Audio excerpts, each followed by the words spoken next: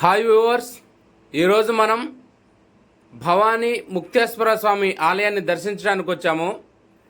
ఈ ఆలయం వచ్చేసి ఆంధ్రప్రదేశ్ రాష్ట్రంలో ఎన్టీఆర్ జిల్లా జగ్గేపేట మండలంలో మూత్యాల అనే గ్రామంలో ఉంది ఫ్రెండ్స్. ఈ మూత్యాల అనే గ్రామం విజయవాడ నుంచి 90 కిలోమీటర్ల డిస్టెన్స్లో ఉంది. మండల కేంద్రమైన జగ్గేపేట నుంచి 10 కిలోమీటర్ల డిస్టెన్స్లో ఉంది. అంతేకాదు ఈ విలేజ్ వచ్చేసి ఆంధ్ర తెలంగాణ బోర్డర్లో ఉంటుంది ఫ్రెండ్స్. ఇప్పుడు మీరు చూస్తుందే ఈ టెంపుల్ యొక్క రాజగోపురం చూడండి ఫ్రెండ్స్. ఈ టెంపుల్ దగ్గర 1000 సంవత్సరాల క్రితం నాటిది. ఈ దేవాలయాన్ని కాకతీయ రాజులకి సామంతులుగా ఉన్న త్యాగి వంశస్థులు కట్టడం జరిగింది. ఇక్కడ శివాలయంతో పాటు చెన్నకేశ్వర స్వామి ఆలయాన్ని కూడా వాళ్ళు కట్టారు. ఈ ఆలయం ఉదయం 6 గంటల నుంచి రాత్రి 7 గంటల వరకు అందుబాటులో ఉంటుంది భక్తుల దర్శనార్థం. ఈ ఆలయానికి చేరుకోవాలంటే జగ్గేపేట నుంచి ఆటోలు, బస్సులు ఉంటాయి.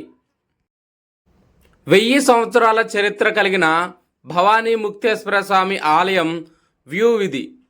ఈ భవానీ ముక్తేశ్వర స్వామి దర్శన అనంతరం మనం చెన్నకేశ్వర స్వామి ఆలయానికి వెళ్దాం. ఈ ఆలయాన్ని దర్శించిన భక్తులు భవానీ ముక్తేశ్వర స్వామితో పాటు చెన్నకేశ్వర స్వామి వారిని దర్శించుకుంటేనే పూర్తి ఫలితం, ఆ ఫలం మనకు అందుతుందంట. ఇప్పుడు మనం భవానీ ముక్తేశ్వర స్వామివారిని దర్శించుకోవడానికి వెళ్దామండి. చూడండి ఫ్రెండ్స్, ఎంత అద్భుతంగా ఉందో. మొత్తం రాతి కట్టడాలేవి. లోనకెళ్ళి స్వామివారిని ఒకసారి దర్శించుకుందాం. ఈ స్వామివారికి 1000 సంవత్సరాల నుంచి బొట్టు పెట్టడం వల్ల శివలింగం పైన 1/2 ఇంచ్ వరకు రంధ్రం పడి ఉంటుంది. చూడండి, మీకు మధ్యలో గుండ్రంగా ఉన్నదే రంధ్రం. ఈ స్వామివారిని దర్శించుకొని సేవ చేసుకోవటం వల్ల పునర్జన్మ అనేదే ఉండదంట. ఈ స్వామివారు మనకి ముక్తిని ప్రసాదిస్తాడంట ఫ్రెండ్స్. ఇప్పుడు మనం వెళ్ళేది భవానీ అమ్మవారి ఆలయానికి. ఈ అమ్మవారిని పిలిస్తే పలుకుతుంది. ఈ అమ్మవారి దగ్గర కుంకుమార్చన చేసిన కుంకుమాన్ని తీసుకెళ్ళి నిరంతరం ఇంట్లో మనం నుదుటిన బొట్టుగా ధరించడం వల్ల ఎలాంటి సమస్య ఉన్నా తొలగిపోతుంది, ఆరోగ్య సమస్య. ముక్తేశ్వర స్వామి ఆలయం పక్కన మనకి సదాశివుడు కనిపిస్తాడు ఫ్రెండ్స్. ఇక్కడి నుంచి మనం యాగశాలకు వెళ్దామండి. ఇప్పుడు మీరు చూసేదే యాగశాల. ఈ యజ్ఞశాలలో అనేక రకాలైన యజ్ఞాలు చేయడం జరుగుతుంది ఫ్రెండ్స్. చూడండి ఎంత అద్భుతంగా ఉందో. ప్రతి ఒక్క యజ్ఞగుండం ఇక్కడ కనిపిస్తుంది మనకి. ఈ ఆలయంలో ఎవరైనా వచ్చి యజ్ఞశాలలో యజ్ఞం చేయించుకోవచ్చు. ధర కూడా చాలా తక్కువ ధర ఉంటుంది. చూడండి ఎంత అద్భుతంగా ఉందో. 1000 సంవత్సరాల నాటి నాగశిల ఇది. కాలభైరవ స్వామి ఆలయం మీరు ఇప్పుడు చూసేది ఎంతో అద్భుతంగా ఉంది. ఇది మొదటి నుంచి లేదు, ఒక 10-12 సంవత్సరాల క్రితం ఈ కాలభైరవుని ప్రతిష్ఠించడం జరిగింది ఫ్రెండ్స్. అంతేకాదు కొత్తగా నవగ్రహ మండపాన్ని కూడా ఈ ఆలయంలో ప్రతిష్ఠ చేయడం జరిగింది ఒక 12 సంవత్సరాల క్రితం. పోయిన పుష్కరాలకి ఇవన్నీ చేయడం జరిగింది. ఇప్పుడు మీరు చూసేది 16 రాతి స్తంభాలతో 1000 సంవత్సరాల క్రితం నిర్మించిన కళ్యాణ మండపం ఇది.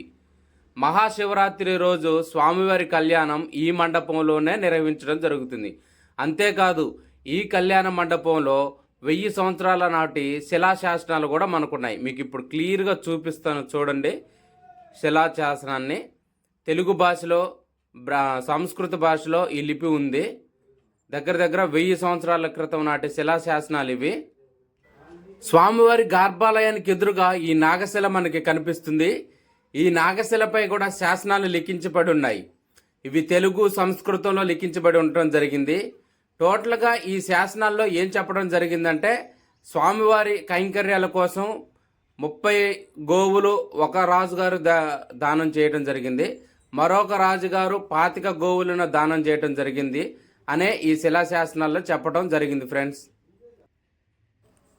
ఇప్పుడు మనం ముక్తేశ్వర స్వామి ఆలయం చుట్టూ ఒక ప్రదక్షిణ తిరుగుదాం ఫ్రెండ్స్.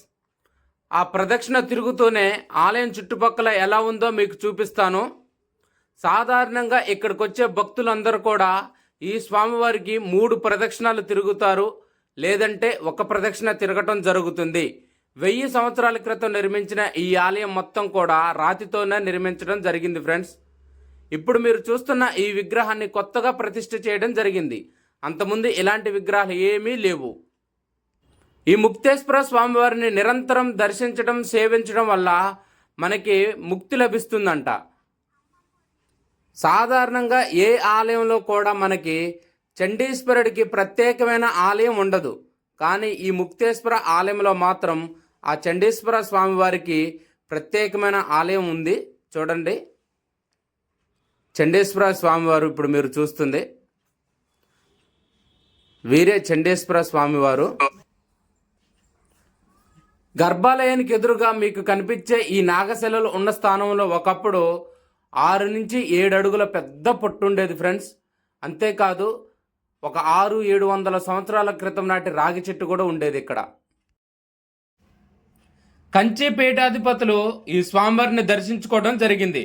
1908వ సంవత్సరంలో సాక్షాత్ ఆ దత్త స్వరూపుడైన శ్రీ వాసుదేవానంద సరస్వతి స్వామివారు ఈ క్షేత్రాన్ని దర్శించి తన శిష్యులతో పాటు ఇక్కడ చాతుర్మాస దీక్షను నిర్వహించడం జరిగింది. ఇప్పుడు మనం చెన్నకేశ్వర స్వామి దర్శనానికి వెళ్దాం. ముక్తేశ్వర స్వామి గర్భాలయానికి వెనుక భాగంలో కుడివైపున మనకి మెట్ల మార్గం కనిపిస్తుంది. ఈ మెట్ల మార్గం గుండా కొద్దిగా నడిచిన తర్వాత మనకి ఆ చెన్నకేశ్వర స్వామి ఆలయం కనిపించడం జరుగుతుంది. 1946వ సంవత్సరంలో సాక్షాత్ ఈశ్వరాంశ సంభూతులు కంచి మహాపీఠాధిపతి అయిన శ్రీ శ్రీ చంద్రశేఖర సరస్వతి స్వామివారు ఈ క్షేత్రాన్ని దర్శించడం జరిగింది. ఇప్పుడు మీరు చూస్తుందే చెన్నకేశ్వర దేవాలయం. 1000 సంవత్సరాల క్రితం నాటి దేవాలయం. చూడండి ఫ్రెండ్స్, ధ్వజస్తంభం కూడా ఎంత పాతబడి ఉందో. మొత్తం రాతి కట్టడమే ఇది. మొత్తం నాపరాతితోనే ఈ ఆలయాన్ని నిర్మించడం జరిగింది. ఇప్పుడు మీరు చూస్తుందే చెన్నకేశ్వర స్వామి మూర్తిది గర్భాలయంలో ఉంది. ముందుగా నారసింహస్వామి దేవరులతో కొలువే ఉన్నాడు ఈ స్వామివారు. ఈ స్వామివారికి కుడివైపున రాజ్యలక్ష్మి దేవి ఉంది. ఈ స్వామివారిని దర్శించి కోరుకోవటం వల్ల ధర్మబద్ధమైన కోరికలు ఈ స్వామివారు నెరవేరుస్తారంట. ఇప్పుడు మీరు చూస్తుంది రాజ్యలక్ష్మి దేవి వారు. స్వామివారి ఆలయానికి కుడివైపున ఈ అమ్మవారు మనకు కనిపిస్తుంది. అంతేకాదు ఫ్రెండ్స్, ఇక్కడ ఆల్వార్ల మూర్తులు కూడా ఉన్నాయి. ఇప్పుడు మీకు చూపిస్తాను చూడండి. వీళ్ళందరూ ఆల్వార్లు. చూడండి ఫ్రెండ్స్, ఇదంతా రాతి దేవాలయం. మొత్తం నాపరాతితో ఈ ఆలయాన్ని కట్టడం జరిగింది. ఎంతో అద్భుతంగా ఉంది ఈ రాతి ఆలయం. 1000 సంవత్సరాల క్రితం నాటి ఆలయం ఫ్రెండ్స్ ఇది. ఫ్రెండ్స్, మీరు ఇప్పుడు చూస్తుంది కృష్ణానది.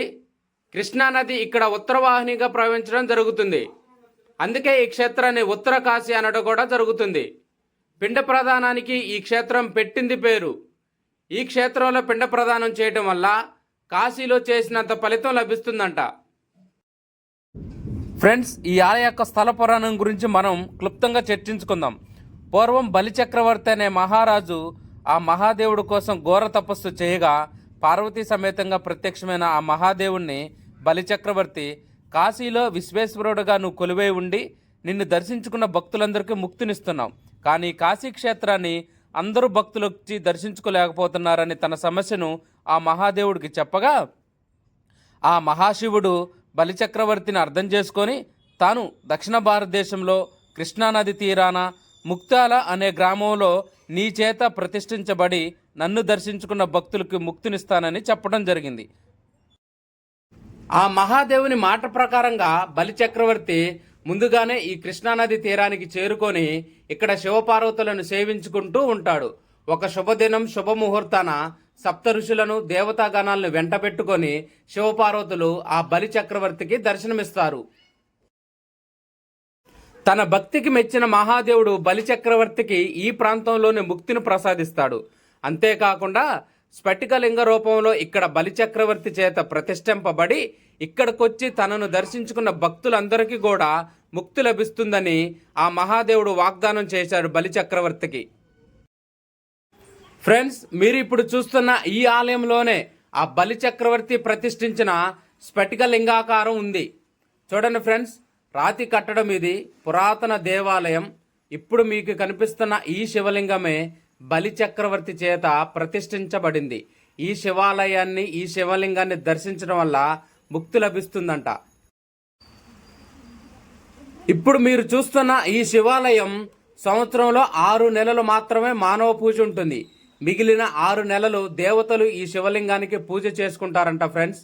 ఎందుకంటే 6 నెలలు ఇది కృష్ణానది నీటి లోపల మునిగే ఉంటుంది. ఇప్పుడు మీరు చూసేది డీజిల్ పడవ ఫ్రెండ్స్. వీళ్ళందరూ కూడా ఉమ్మడి గుంటూరు జిల్లా నుంచి ఉమ్మడి కృష్ణా జిల్లాకు వస్తున్నారు. ఈ నది అవతల ప్రాంతం మొత్తం కూడా ఉమ్మడి గుంటూరు జిల్లా కిందకు వస్తుంది. ఈ నది యువతల ప్రాంతం, ఇప్పుడు ఈ దేవాలయం ఉన్న ప్రాంతం మొత్తం కూడా ఉమ్మడి కృష్ణా జిల్లా కిందకు వస్తుంది ఫ్రెండ్స్.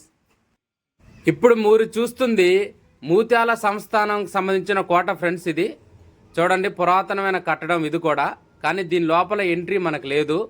ఎప్పుడూ సెక్యూరిటీ గార్డ్స్ పర్యవేక్షణలోనే ఉంటుంది ఈ కోట. ఎవరిని కూడా లోనకి రానివ్వరు ఫ్రెండ్స్. ఓకే ఫ్రెండ్స్, ఈ వీడియో మీకు నచ్చింది కదా. నెక్స్ట్ ఇంకొక మంచి వీడియోతో మీ ముందుకు వస్తాను. ప్లీజ్ ఎంకరేజ్ మీ, like and share, subscribe my YouTube channel friends. Bye friends.